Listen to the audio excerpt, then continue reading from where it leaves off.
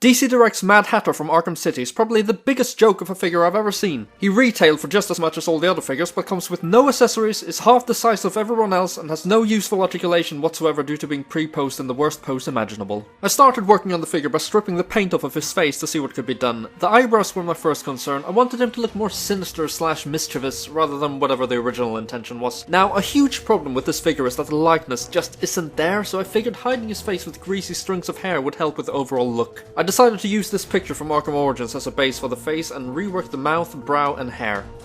Another minor yet confusing decision from DCD was the tag placement on the hat. Pretty much every incarnation of the Mad Hatter has the tag on the left side of the hat, never in front. I cut off the tag and repositioned it to the right place and resculpted the area to make it look as seamless as possible. Lastly, I printed out the text on the tag, which DCD also forgot, and glued it onto the hat. Now with the head done, I needed something to fix the body. I looked for ages for something similarly sized and found that the Hobbit figures from Toy Biz's Lord of the Rings line were a pretty good fit. Problem was, most of them were poorly articulated, but I stumbled upon this superposable Mount Doom Frodo figure that fit the bill perfectly. I resculpted his chest to get rid of the ring and dremeled away tons of plastic from his side so the coat would fit better. Then I sculpted all those tiny stitches in his arms to have the arms match the coat. After that, everything was fully repainted, quite sloppily dry brushed to make him look dirty. Final thing I did was replacing Frodo's feet with the Hatter's boots. I had to heat them up and reshape them to make him able to stand flat on the ground, and I also had to heat and reshape the coat so it would stop looking like he was standing in a wind tunnel. I hope you like him!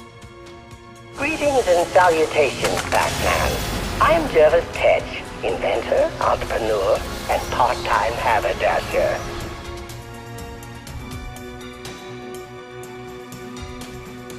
Is Alice here yet?